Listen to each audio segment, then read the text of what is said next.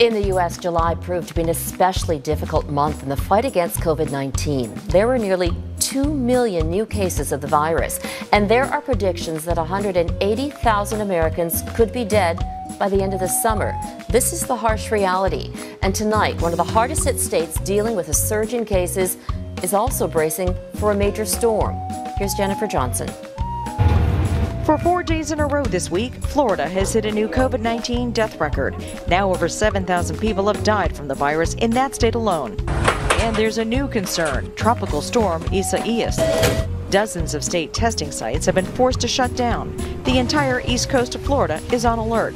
Shelters are setting up physically distancing barriers, and officials are taking other precautions. We have the non-congregate options available for people who may be experiencing COVID-19 symptoms, and a lot of that will be using hotels to be able to do that, and that has been something that's been prepared for. In California, another milestone. It has become the first state in the U.S. to surpass 500,000 cases of COVID-19 as the virus surges there too. Doctors are still pleading with residents to wear masks. If we don't get serious, ashes, ashes, we all fall down. July turned into an especially deadly month for the U.S., with COVID-19 killing another 25,000 Americans. Texas recorded the most deaths last month. One doctor says they're fighting two battles.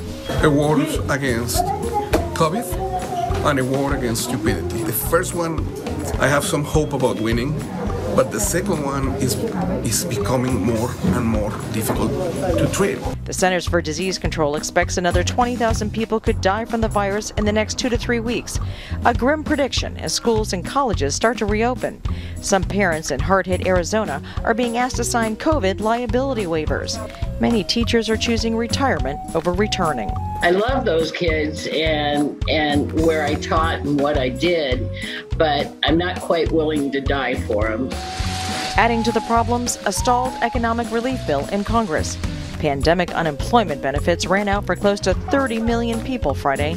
More stress and uncertainty as Americans see no end to this crisis. Jennifer Johnson, Global News, Washington.